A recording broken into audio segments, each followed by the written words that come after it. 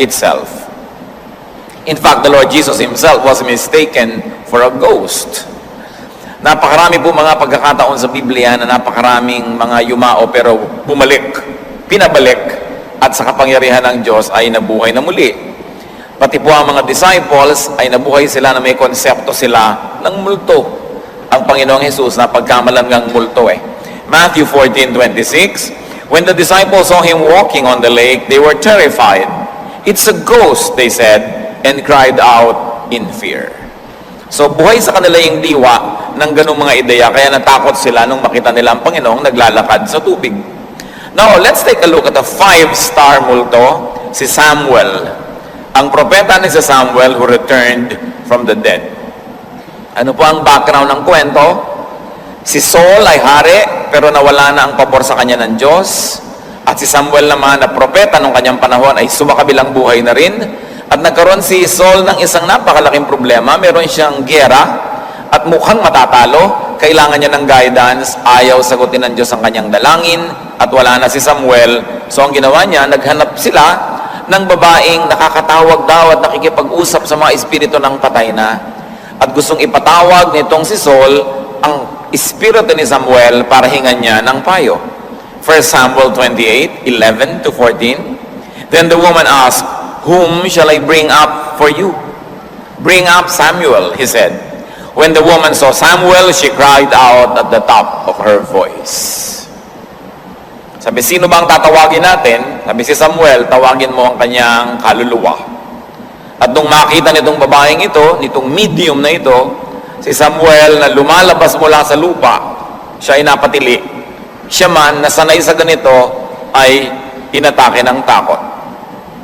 But Samuel was a most unhelpful ghost. Hindi naman siya tumulong. Sabi niya, kung ayaw ka nang sagutin ng Diyos, ba't akong tatanungin mo? Hindi naman ko naman kita sasagutin kung hindi ka sinasagot ng Diyos, so baliwala.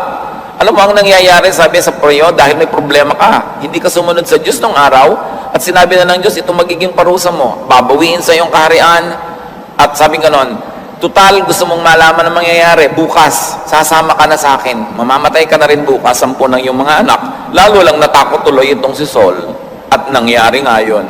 Namatay siya kinabukasan, kasama ni Jonathan, at ng iba pa niyang mga anak. Sabi sa kanya ni Samuel, "Why disturb me like this?" Ba't mo ako ginagambala? Nananahimik na ako, retired na ako. No? Tinatawag ba uli ako for active duty? So wala siyang napalang maganda, lalo lang siyang natakot, sa katunayan siya ay nahimatay. There was another case, the son of the widow, the woman who fed Elijah. Nagugutom si Elijah, pinakain siya ng widow. Pagkatapos yung widow na ito, may anak na namatay. Etong nangyari. 1 Kings 17:20-22. Then he cried out to the Lord, meaning Elijah the prophet, "O Lord my God, have you brought tragedy also upon this woman whom I'm staying with by causing her son to die?" Then he stretched himself out on the body 3 times and cried to the Lord, "O Lord my God, let this boy's life return to him." The Lord heard Elijah's cry, and the boy's life returned to him, and he lived. So isa siyang returnee. Natitawag natin mga bumalik. Nung namatay na yung kaisa-isang anak ng babaeng ito na nagpakain sa propeta, idinalangin ng propeta sa Diyos. Sabi ganoon, kawawa naman ang babaeng ito. At dininig ng Diyos ang panalangin niya, bumalik yung espiritu doon sa bata, tumayo, nabuhay muli, a returnee. What about the son of the Shunammite woman who was very good to another prophet, Elisha? Tuwing pupunta sa Elisha sa kanilang baryo, pinapakain ng babaeng ito at naisipan pa niya, ipagpagawa nga natin ng kwarto, lagyan natin ng mga muebles para pag nandito siya, meron siyang ginhawa. Pero wala siyang anak. Napaka-tanda na niya, wala pa siyang anak. At sabi ni Elisha, magkakaroon ka ng anak sa isa. Next year, same time next year, meron ka ng kalong-kalong na anak. At sabi ng babae, huwag niyo akong paasahin. Ginawan ko kayo ng mabuti, hindi ako humihingi ng kapalit, huwag niyo akong paasahin. Pero natupad, nagkaanak ito, at subalit, nung mga ang bata ay about 9-10 years old, biglang namatay. Anong nangyari? Ipinatawag ng babae, ang propeta, sinundo niya. Sabi, binigyan mo ka ng anak, pagkatapos mamamatay lang pala. 2 Kings 4:32-37, when Elisha reached the house, there was the boy lying dead on his couch.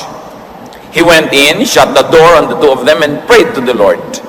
Then he got on the bed and lay upon the boy. The boy sneezed 7 times and opened his eyes. He said, "Take your son." Isa na namang binatilyo ang nabalik sa buhay sa ministration ng propeta, another returnee.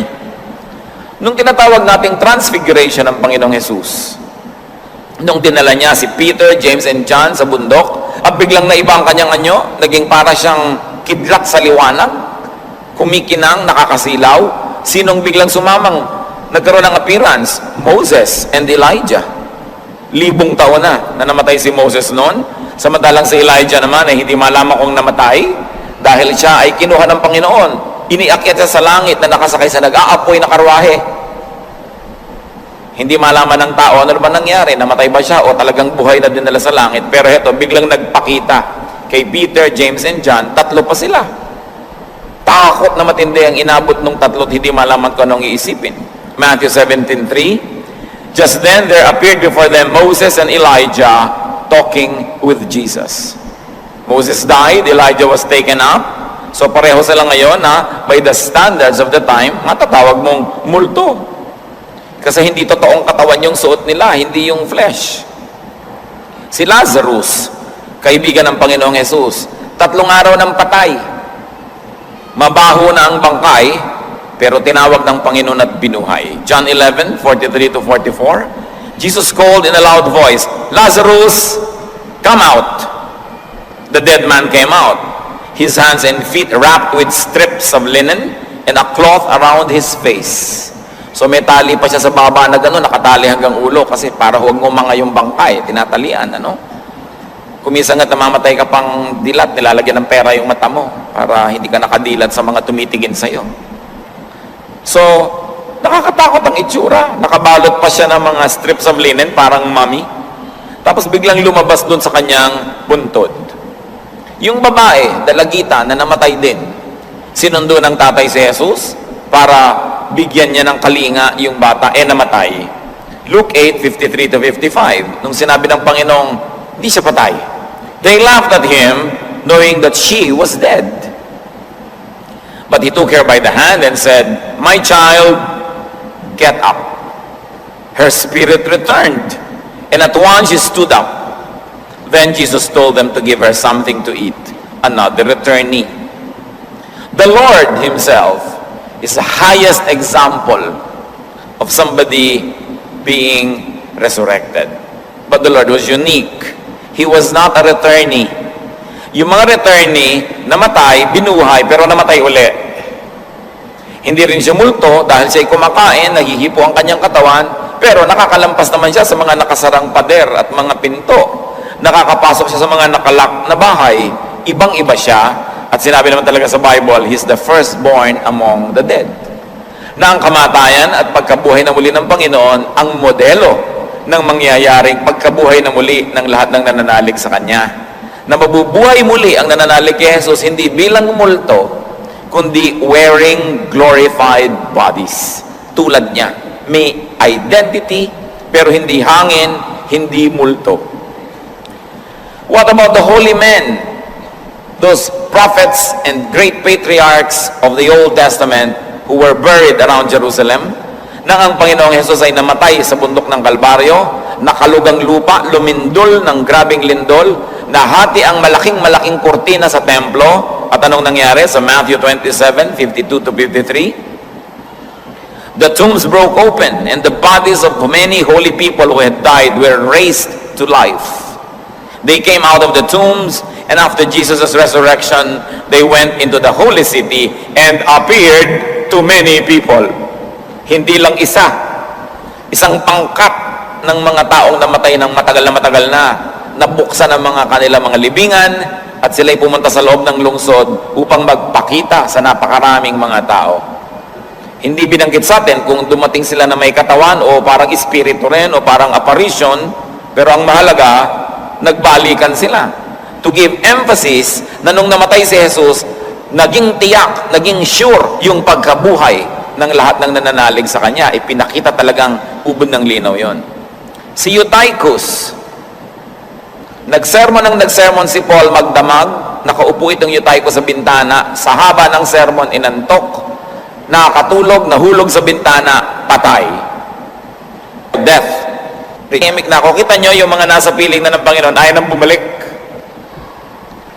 Kahit gano'n natin kamahal yung mga nasa lupa, malilimot natin lahat yun pagka tayo nasa piling na ng Panginoon. Kaya ang pag-alala sa mga nasa lupa, habang nandito din tayo, kasi pag nandito ka na sa kabila, maiiba ka na. What are some of the urgent lessons? The very obvious. Avoid hell at all costs. Mula simula hanggang dulo, ang Biblia, tad-tad ng pagtuturo tungkol dito. Iwasan ito. Ibayad ang lahat, huwag lang napunta dyan. Huwag yung magkaroon lang ng konting barya, konting ligaya, konting aliw, kahit mapunta na sa impyerno. Baliktad. Hindi lang yun mga kapatid, prevent your loved ones from going there. At yan ang lesson mula doon sa rich man. Hindi na niya hiningi at ipinakiusap na siya ay ma-exempt. Nandun na siya eh. Ang gusto na niya, mahal niya sa buhay, huwag mapunta ron. Mga kapatid, taon-taon, meron tayong mga All Souls Day, All Saints Day. Marami sa atin, nag-uuwian sa mga probinsya, nagpupunta sa mga sementeryo. Pero pag uwi nyo ba, may bit-bit man lang kayong kaluluwa na madadala sa paanan ng Panginoon. Kasi kung pupunta ka lang doon, makikipagkwentuhan. Pupunta ka lang doon, pakitaan kayo ng cellphone, kung aling cellphone ng may bread toaster sa loob. No? Kung anong mga payabangan ng mga magkakamag-anak, etc., etc. Prevent your loved ones from going to the place where the rich man went. Alam natin ang paraan, dadali natin ang Panginoong Jesus, ituturo natin ang daan ng kaligtasan, tanggapin si Jesus sa Panginoon at tagapagligtas, pagsisihan ng mga kasalanan at magbagong buhay. Yun ang dapat dala-dala natin. At pagkadala natin yun, kahit absent kayo sa ating worship, pero umuwi kayo sa mga probinsya nyo, magandang mission yun, pwedeng gawin. Pero kung wala naman tayong sense of mission for the lost, it's a tradition that just keeps on and on, year after year, paulit-ulit, walang nangyayari. Bakit? Romans 10:17, faith comes from hearing the message, and the message is heard through the word of Christ. So, faith saves. But where does faith come? From hearing. At sabi, how are they going to hear without a messenger? So, ang mahalaga nating mission, mga kapatid, is to preach the gospel. Hindi kailangang radyo, tape, libro, ibang tao. Dapat tayo, lahat pwede mag-preach. Kahit sign language, if that is your language, preach the gospel. Teach salvation. Guide people unto eternal life. Invite them to become children of God, believing in the Lord Jesus as Savior and Lord. In other words, win souls. Sa All Souls Day, do ever win one single soul. And remember to focus on the soul of the living. Wala ka na magagawa doon sa soul of the dead. Because, Hebrews 9:27, after death comes judgment. Pagkamatay mo, may assignment ka na agad. Wala nang ibahan yan. Kita nyo yung rich man, hindi na niya maiba kalagayan. Si Lazarus, hindi na rin maiba. Ang mahalaga habang buhay ka, magpasya ka kung saan mo gustong pumunta. The decision is in your hand. At kung nakapagpasya na tayo, tinanggap na natin ang Panginoon na tagapagligtas, dapat turuan natin lahat ng mahal natin sa buhay na gumawa ng ganun ding pasya. How do we do that? We cannot do that for them. They have to decide. But we can make it easy for them to decide by preaching the gospel clearly, lovingly, in a non-offensive, non-judgmental way. Everybody is a missionary. Every heart that doesn't have Christ is a mission field. And every heart that has Christ is a missionary. Dapat marunong tayo mag-share niyan. Focus on the soul of the living. Kaya ang sabi sa 1 Corinthians 9:16, woe to me if I do not preach the gospel. Sumpayin ako, sobrang kawawa ako kung hindi ko ituturo ang kaligtasan. Ano pa po ang isang urgent lesson sa mga kasaysayan na ito na ating tinungayan? To those of you who are heaven-bound, alam niyong ligtas kayo, tinanggap niyo ng Panginoon, naghihintay na lang tayong gumraduate from this level to the next, what do you do with life? Gather as much heavenly wealth as possible. And you do this by winning souls and by doing good, by being godly. Sabi ng Panginoong Jesus, busy kayo sa paggawa ng pera, busy kayo sa pag-iimpok, pag-iingat, pagpaparami ng pera. Matthew 6:20, itong dapat niyong gawin, store up for yourselves treasures in heaven, where moth and rust do not destroy, and where thieves do not break in and steal. Hindi masama magpayaman, kumita, maghanap buhay, magparami. Pero sabi niya, huwag niyong kakalimutan yung higit na mainam at talagang lalong mabuti, mag-impok kayo ng kayamanan sa langit. Sapagkat yung kayamanan sa langit, hindi pwedeng nakawin ng sino man, hindi yan naluluma, hindi yan nagde-depreciate, hindi yan nagde-devalue, eternal yan. Eh bakit kailangan isipin natin yun ngayon? Because it is only here, now, in this life, that we have the opportunity to gather for ourselves treasures in heaven. Number one goal is to be saved, to stop our descent to hell, and number two is to go back to the image that was lost in the Garden of Eden, to go back to godliness, to change from glory to glory, to change internally and become more and more and more like Jesus every day, and then to do good works. Because Jesus said, if you love me, you will do what I have been doing. What is the true meaning of a Christian? A person who accepted Jesus as Savior and Lord and now dedicates his or her life to doing the works of Jesus. Yun ang Kristiyano talaga. John 9:4, sabi ng Panginoong Jesus, as long as it is day, we must do the work of Him who sent me. Night is coming when no one can work. And when is that night? When your body dies. Sabi, habang araw, gawin pa natin, maliwanag pa, lahat ng gawin. Pagdating ng gabi, wala nang makakakilos. Alam niyo naman nung araw, walang kuryente, walang ganyan. So paggabi, talagang tulugan na lahat, wala nang pwedeng gawin. So dun sa ganung pag-unawa ng gabi, natin unawain yung verse. Darating ang panahon, sabi niya, hindi ka na pwedeng maglingkod. So kung nagkakapaglingkod ka ngayon, maglingkod ka na. Darating ang panahon, hindi mo na pwedeng dalhin yung kaluluwa ng nanay mo, kapatid mo, pinsan mo, mahal mo sa buhay sa Diyos kasi namatay na siya, paano mo padadalhin? O ikaw pala yung namatay, hindi mo na rin siya madadala. Hambang buhay ka at buhay siya, gawin mo na. Hindi pwede dumadaan na isang araw, isang linggo, isang buwan, wala kang nadadalang kaluluwa sa Panginoon. Kasi ang pagpupunta naman, masisave ka o hindi. Hindi naman sinabing umattend ka ba sa day by day. Hindi naman yun ang tatanong eh. Hindi naman itatanong, lagi ka bang umattend? Hindi pa rin yun. Lagi ka bang nagdo-donate? Hindi pa rin yun. Magamat lahat yan, mahalaga para gawin ang gawain ng Panginoon. Pero ang itatanong, tinanggap mo na ba si Jesus bilang Panginoon tagapagligtas? Sa isang malinaw, malinis na paraan. Kasi yung mga iba, padaplis-daplis. O siyempre, si Jesus tagapagligtas yan eh. So, sino pa tagapagligtas Diyos? Siyempre, si Jesus. At saka si ganito, at saka marami pala, magulo. Hindi malinaw ang pagkakaintindi. Daplis-daplis. Dapat bullseye, clear. Pag sinabi mo, pag namatay po kayo, saan kayo pupunta? Pag sinabi naman ng kausap mo, ay sa langit. Bakit nyo nalaman? Eh kasi gumagawa naman ako ng mabuti. Aba, hindi yon. Eh kasi Kristiyano naman ako, member ako ng Christian Church. Aba, hindi yon. Hindi nadadaan sa membership. Pag sinabing, kasi maliligtas ako dahil ako'y makasalanan, dapat ako pumunta sa impyerno, pero si Jesus namatay para sa akin, yung kamatayan niya, pag pinaniwalaan ko na makapagliligtas sa akin, tinanggap ko si Jesus sa Panginoon tagapagligtas, yung kabanalan niya lumipat sa akin, yung kasalanan ko lumipat sa Kanya, kaya nga siya napako sa krus, at ngayon nabubuhay ako para maging kamukha ni Kristo sa aking pamumuhay. Kristiyano ako, alam ko, pupunta ako kay Kristo pag namatay ako. Dapat malinaw. Hindi yung, kasi malaki ang Bible ko, kasi conservative kami, kasi kung ano-ano, nabinyagan ako noon, kahit ka pa mag-swimming araw-araw at kalunod-lunod sa binyagan, pagka hindi mo naiintindihan at tinanggap mo pala si Jesus, wala yun.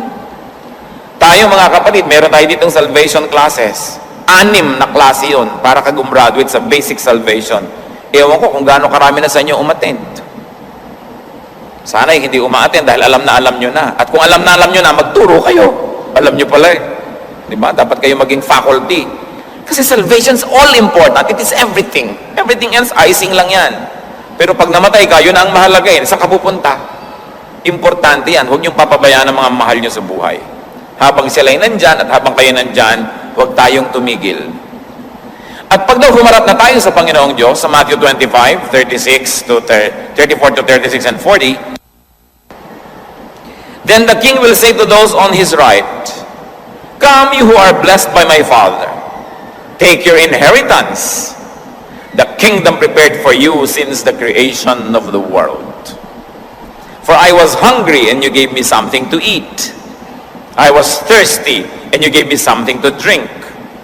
I was a stranger, and you invited me in. I needed clothes, and you clothed me. I was sick, and you looked after me. I was in prison, and you came to visit me." The king will reply, then magtatanong sa kanya mga tao, "Kailan naman po nangyari sa inyo yan? Hindi naman namin natatandaan naman na binisita namin kayo, pinakain namin kayo, dinamitan namin kayo." Then the king will reply, "I tell you the truth, whatever you did for one of the least of these brothers of mine, you did it for me." Nakalista ang malilinaw na gawain na may gantimpala sa Diyos. Pagtulong sa mga mahihirap, sa mga kapuspalad, dumamay sa mga nakukulong, kasi lalo nung araw mga kapatid, marami pong nakukulong innocent. Hindi lang maka-afford ng mahusay na abogado. Siguro yung grade ng abogado nila no, 75. No? Kaya kahit sila innocent, naging guilty. O kaya yung mga huwes na suhulan, kaya sa Panginoon, napakahalaga yung pumupunta ka sa prisoners. Up to now, maraming mga inosente, natalo lang yung kaso. Wala pang hatol na bubulok na sa kulungan kasi walang pampiyansa. All along, laging ipinapakita ng Panginoon, tulungan niyo yung mga kapuspalad, yung hindi kayang tumulong sa sarili nila, yung mga kawawa. Yan ang pure religion. Pag ginawa niyo yan, sabi niya, "Welcome, hayan ang kahariang hinanda sa inyo bago pa man kayo sinilang. Enjoyin niyo habang panahon, sapagkat naging mabuti kayo sa akin." At sasabihin ng mga tao, "Kailan naman kami naging mabuti sa inyo, O Diyos? Kailan kayo nangailangan ng tulong?" Sabi niya, "Lahat ng tinulungan niyo, inaari kong ako yun." Napakahalaga. Anong ginagawa natin sa buhay natin? May mga tradition tayo na observation, inaalala yung mga patay, pero naalala ba natin talaga yung kahulugan ng alalahanin yon? Hindi sapat magdala ka ng bulaklak o magtiri ka ng kandila. Ang mahalaga, ikaw mismo nakakataya ka na pag nahiga ka doon, katawan mo lang yun nandun, yung espiritu mo nasa Panginoon. At lahat ng mga kamag-anak mong nagtitipon-tipon doon, lahat din sila, kung sa kanilang mangyari yan, sila man pupunta sa piling ng Diyos. Yan ang mission natin. Kailangan hindi ka lang masave, kailangan meron ka rin premyo. Tinuturo yan sa Biblia. 1 Corinthians 9:25, "Everyone who competes in the games goes into strict training. They do it to get a crown that will not last, but we do it to get a crown that will last forever." Sabi nitong si Pablo, yung mga athletes na yan, hirap na hirap sa training. Ano naman ang napala nila pag nanalo sila sa takbuhan? Anong napala nila pag nanalo sa pagbuhat ng mga mabibigat, sa pagtalon, sa paglangoy, ano? Mga kuruan ng dahon, yung laurel, yung nasa adobo, nasa paksiw na pata, yung mga dahon na laurel na nakakabit-kabit dyan. Yun sabi, ang hirap nilang ginagawa para lang magkaroon ng korona na bukas lanta na. Pero tayo, sabi ko, ang ginagawa nating hirap maglilingkod, korona na hindi maluluma.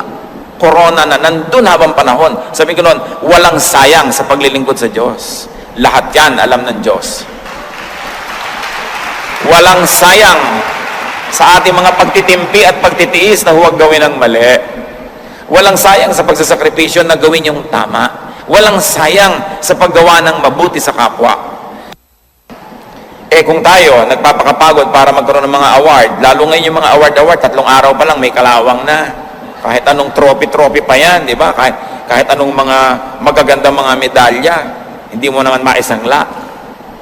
Sabi ko, nagpapakahirap ka para maging ganyan. Anong dapat mong gawin para magkaroon ka nung hindi nasisira na corona, na award, na medalya ng Diyos? So bakit pa tayo nabubuhay matapos tayong maligtas? To get, to earn, and to run for your eternal crowns. Bawat araw may pagkakataon tayo, but night will come when you can no longer work. Minsan dumadating sa atin na masagana ka ngayon pero next week hindi na. So habang masagana ka, dapat mapagbigay ka na. meron ka ng itinanim sa ubasan ng Diyos. Malakas ka, maglingkod ka na, kasi hindi laging malakas ang tao. Kahit naman mananampalataya ko minsan, napaparalyze. Kahit mananampalataya, nagkakaroon ng karamdaman, huwag sayangin ang bawat oras na may lakas. To win souls, to do good, and to purify our own hearts. Ano pa po ang isang urgent lesson to learn from all of those people that went back from the dead? That death need not be feared. Or if you like to modify it a little bit, death need not be feared so much. Kaya hinahamon sa 1 Corinthians 5:21, where, O death, is your victory? Where, O death, is your sting? Kung ang dating kamatayan na kinakatakutang hindi natin maiwasan lahat, ang siyang magiging pinto pala para pumasok na tayo doon sa buhay na walang hanggan. Sabi, ano ngayon ang nakakatakot tungkol sa kamatayan? Siyempre, hindi nakakatakot if the believer won't have to go to hell. But if you're going to go to hell, nakakatakot talaga yan dahil wala nang balikan one way. Kaya hindi tayo dapat natatahimik na hindi tayo nagdadala ng mga kaluluwa. Mabuti pa yung mga bagong-bagong mga mananampalataya, ang init sa pananampalataya, lagi nagsosoul winning. After 6 months, 2 years, lalo 5 years, 10 years na, nako. Hindi mo na mahalata na mananampalataya. Wala nang init ng paglilingkod. Kaya dapat laging nire-renew. That you have to renew your relationship with God day by day. Importante yon. Philippians 1:21, for me, to live is Christ, therefore to die is gain. Think of death as graduation from suffering, and think of it as your entry into the awarding hall, so that all the good things you have done in the name of the Lord might be credited in eternity. But live for Christ first. Let Christ live in you. And what's important, brothers and sisters, kita ng iyong mga paa at paglalakbay. Let Christ not only live in you, but also live through you. Kaya, nung matanda na itong si Paul at siya'y mamamatay na, Philippians 1:23, nagdadalawang loob. Sabi niya, I'm torn between the two. I desire to depart and be with Christ, which is better by far. Pero sabi niya, kung nagdadalawang loob lang ako, gusto ko pa rin humaba ang buhay ko dito sa lupa para maturuan ko pa kayo. Para maging kapakipakinabang pa ako sa inyo. Sabi, kaya lang ayoko pang umalis dahil tuturuan ko pa kayo Pero ang totoo, mas gusto ko nang umalis. Ang hirap yung mga kasama. Di ba? Mga Kristiyano ba, masarap kasama at madali? Naku, hindi rin lagi Maraming gulo, maraming intriga, ang daming doctrinal quarrels. Sabi ni Paul, kung maaari lang iwan ko na kayo at magpunta na ako kay Jesus. Pero hindi may mission pa ako. So, ayaw ko man, gugustuhin ko na rin na nandito muna ako for the sake of the mission. That is sacrifice. Bihira naman na masarap yung paglilingkod sa Diyos laging may kasamang tinik. Bagamat magandang rosas yan, may tinik kasama. So you take the thorns as well as the roses.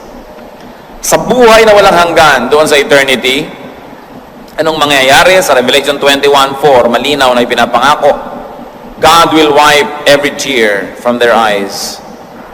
There will be no more death, or mourning, or crying, or pain, for the old order of things has passed away. Wala na daw lungkot, wala nang pait, wala nang sakit, sapagat maiiba na ang lahat. So, the best is yet to come. If you're having a great life as a Christian, if you're having a nice life, just as a person, enjoy it, do good, but reserve the best for last. Because the best is yet to come. So learn from the so-called ghosts, learn from the message of the people who returned from death, either in the flesh as returnee, or in spirit as ghost. Matuto, huwag malito sa mga multo. Pag sinabi nating, hindi ka pa umaaraw, but night will come when you can no longer work.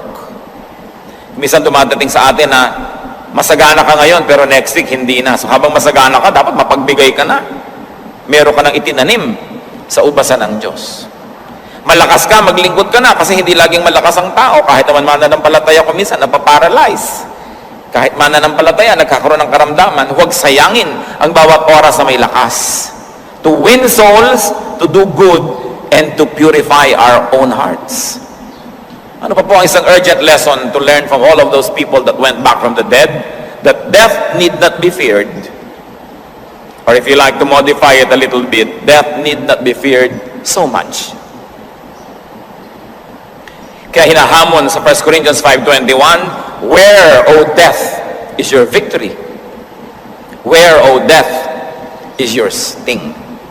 Kung ang dating kamatayan na kinakatakutang hindi natin maiwasan lahat, ang siyang magiging pinto pala para pumasok na tayo doon sa buhay na walang hanggan. Sabi, ano ngayon lang nakakatakot tungkol sa kamatayan? Siyempre, hindi nakakatakot if the believer won't have to go to hell. But if you're going to go to hell, nakakatakot talaga yan dahil wala nang balikan one way. Kaya hindi tayo dapat natatahimik nang hindi tayo nagdadala ng mga kaluluwa. Mabuti pa yung mga bagong-bagong mga mananampalataya, ang init sa pananampalataya, lagi nagsusoul winning. After 6 months, 2 years, lalo 5 years, 10 years na, nako. Hindi mo na mahalata na mananampalataya. Wala nang init ng paglilingkod. Kaya dapat laging nire-renew. That you have to renew your relationship with God day by day. Importante yon. Philippians 1:21, for me, to live is Christ, therefore to die is gain. Think of death as graduation from suffering, and think of it as your entry into the awarding hall, so that all the good things you have done in the name of the Lord might be credited in eternity. But live for Christ first. Let Christ live in you. And what's important, brothers and sisters, to let Christ live through you. Makausap ni Kristo yung gusto niyang kausapin sa pamamagitan ng iyong bibig. Masabi niya yung gusto niyang sabihin sa pamamagitan ng iyong pananalita. Mapaglingkuran niya yung gusto niyang paglingkuran sa pamamagitan ng iyong mga kamay. Mapuntahan ni Jesus yung dapat niyang puntahan para balitaan ang magandang kaligtasan sa pamamagitan ng iyong mga paa at paglalakbay. Let Christ not only live in you, but also live through you. Kaya, nung matanda na itong si Paul at siya'y mamamatay na, Philippians 1:23, nagdadalawang loob. Sabi niya, I'm torn between the two. I desire to depart and be with Christ, which is better by far. Pero sabi niya, kung nagdadalawang loob lang ako, gusto ko pa rin humaba ang buhay ko dito sa lupa para maturuan ko pa kayo. Para maging kapakipakinabang pa ako sa inyo. Sabi, kaya lang ayoko pang umalis dahil tuturuan ko pa kayo Pero ang totoo, mas gusto ko nang umalis. Ang hirap yung mga kasama. Di ba? Mga Kristiyano ba, masarap kasama at madali? Naku, hindi rin lagi Maraming gulo, maraming intriga, ang daming doctrinal quarrels. Sabi ni Paul, kung maaari lang iwan ko na kayo at magpunta na muna ako for the sake of the mission. That is sacrifice. Bihira naman na masarap yung paglilingkod sa Diyos laging may kasamang tinik. Bagamat magandang rosas yan, may tinik kasama. So you take the thorns as well as the roses. Sa buhay na walang hanggan, doon sa eternity, anong mangyayari? Sa Revelation 21:4, malinaw na ipinapangako, God will wipe every tear from their eyes. There will be no more death, or mourning, or crying, or pain. For the old order of things has passed away. Wala na daw lungkot, wala nang pait, wala nang sakit, sapagkat maiiba na ang lahat. So, the best is yet to come. If you're having a great life as a Christian, if you're having a nice life just as a person, enjoy it, do good, but reserve the best for last. Because the best is yet to come. So learn from the so-called ghosts. Learn from the message of the people who returned from death, either in the flesh as returnee or in spirit as ghost. Matuto, huwag malito sa mga multo. Pag sinabi nating multo, dapat huwag kang matakot. Sabi mo, wow, multo. Di ba? At least, meron kang assurance na meron talagang buhay sa kabila. Kasi ang tanong ng iba, talaga nga bang meron? Ngayon, pag may nagpakita sa'yo, di nakatiyak ka na, nakatiyak ka, sumaya ka. No? Hindi ka dapat matakot. Wala namang magagawa sa iyo yung mga yan nang walang permiso ang Diyos. No? Wala naman silang pwedeng gawin. Ako nakaganon sa iyo. Ayan na ngayon, kahit maghapon siyang nakaganon. Ano bang nangyayari sa iyo? Di ganonin mo rin. Baka siya pa matakot sa iyo. Diba? Ang mga tao, dapat wala na tayong takot sa ganyang mga bagay because we know who is in us. Greater is He who is in you than he who is in the world. Walang nakakatakot pagka ang Panginoon nasa puso natin. Ama naming Diyos, salamat sapagkat napakaraming saksi nagpatotoo na meron ngang buhay doon sa kabila. So alam namin na ganun din ang mangyayari sa amin pag gumraduate kami from this life. Turuan nyo kami, Lord, to love life, but not to love it too much to the point that we don't even want to be with you.